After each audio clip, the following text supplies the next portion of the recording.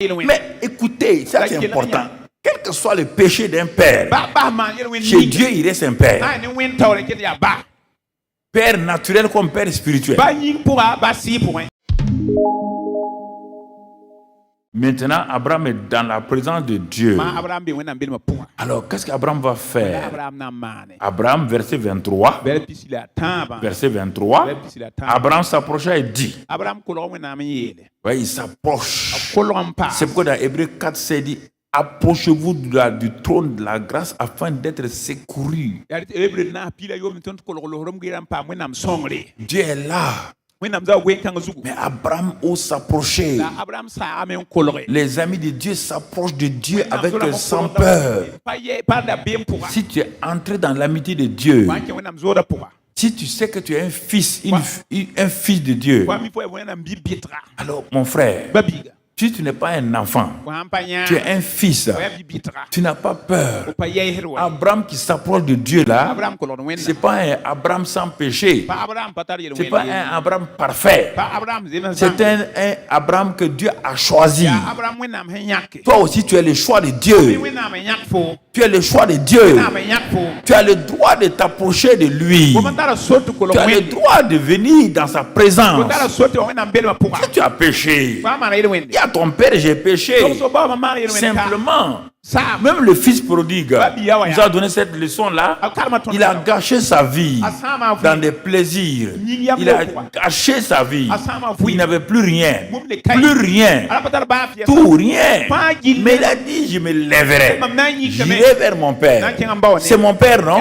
J'irai vers lui. C'est cette attitude qu'un enfant doit avoir envers son père.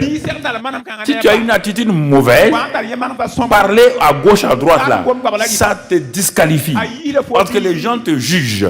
Les gens vont te condamner. Les gens vont dire, ah bon, un fils parle comme ça de son père, il parle comme ça de sa mère.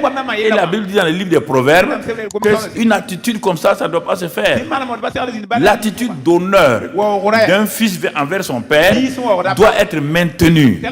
Et c'est ça qui fait que les promesses que Dieu a données à un père pour ses enfants, c'est pourquoi Dieu a laissé les aînés là, il est parti chercher Joseph.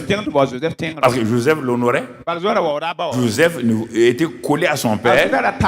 Joseph voulait obéir à son père. C'est pourquoi Dieu a laissé le premier, le deuxième, le troisième. Il est parti prendre le dernier pour lui faire de lui l'aîné, le fils aîné. Et c'est pourquoi quand on voit dans Genèse où il est parlé, voici la postérité de Jacob. On attend qu'il parle de Ruben et tout. Non, non. Il parle de Joseph. Parce que spirituellement, Joseph honore son père. Quiconque n'honore pas son père et sa mère, la Bible dit, il a des problèmes. Ça, c'est des choses qu'on ne peut pas contourner. Il n'y a pas d'argument. Si tu vois un enfant qui vient s'asseoir, qui parle mal de sa mère, qui parle mal de son père, il faut te lever, balayer ton pantalon là, pour dire je ne veux pas entendre cette malédiction. Je ne veux pas entendre cette malédiction. Ça c'est important. Ceux qui ont des oreilles pour entendre des paroles prononcées par des fils sont des gens qui sont sous la malédiction. Je ne veux pas entendre ça là. Mes oreilles ne sont pas faites pour entendre ça. C'est des choses importantes que nous devons savoir. Et je le dis haut et fort, que chacun comprenne. Si tu es un fils et tu es là, voilà l'attitude que tu dois avoir. Si tu es une fille, tu es là, voici l'attitude que tu dois avoir. Et c'est ça qui honore Dieu. Il n'y a rien d'autre, mon frère. Mon frère, il n'y a rien d'autre. C'est important. Parce que regardez, le fils, il a vu son père sourd. Il a vu Noé sourd. Au lieu de tourner, le père est dans une erreur. Le père a péché. Mais écoutez, ça c'est important. Quel que soit le péché d'un père, chez Dieu il reste un père. Père naturel comme père spirituel. Et il s'en va. Il peut dire à ses frères. Vous voyez comment le papa là,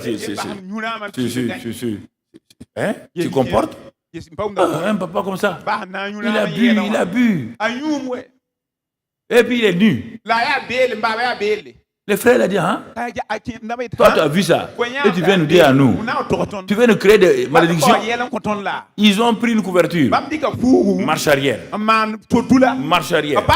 Marche arrière. Quand ils sont arrivés, ils ont mis la couverture sur la nudité de leur père.